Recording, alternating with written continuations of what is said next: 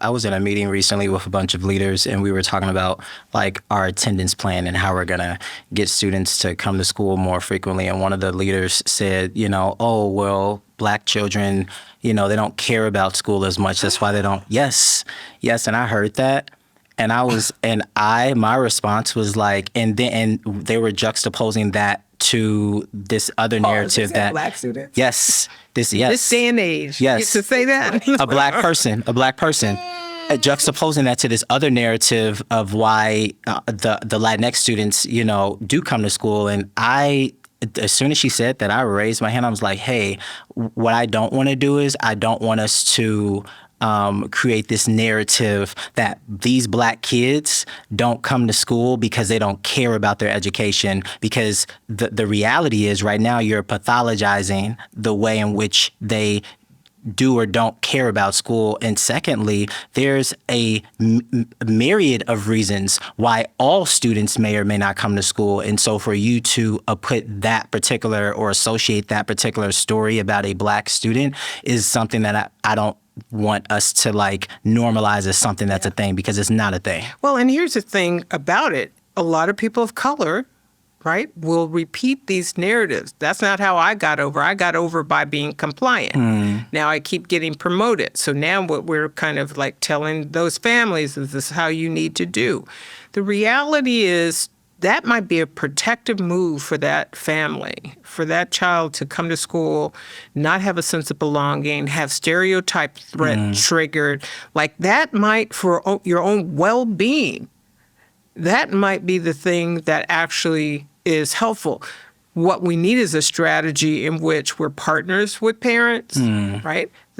Recognize the parents are the first teachers, honor them in that way, listen to them as such.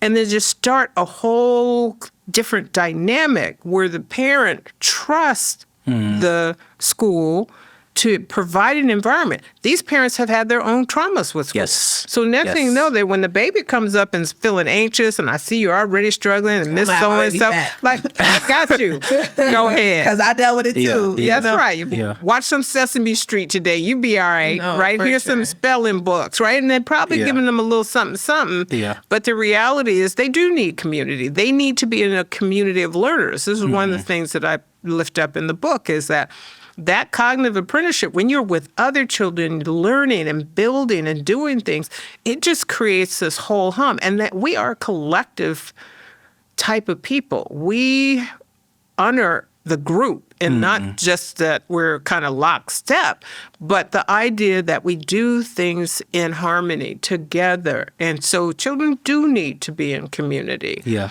But they should not feel it's a choice between feeling my spirit is being murdered, as Dr. Bettina Love talks about. Yeah, she does. Or coming and learning my math facts. Yeah.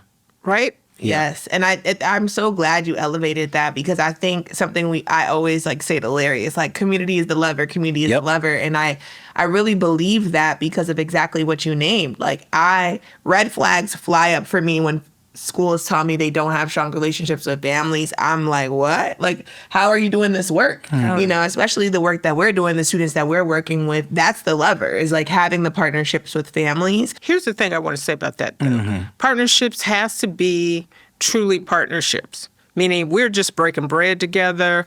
We're just having social time to build that sense of trust, connection, getting to know each other. It is not inviting parents to school to tell them about their something. Yep. Or tell them the rules. Like, so many are going to be starting school up. And what they're doing is, we want parents to come so we can tell them how the attendance policy goes. So like, that ain't the first conversation you need to be having. Yeah.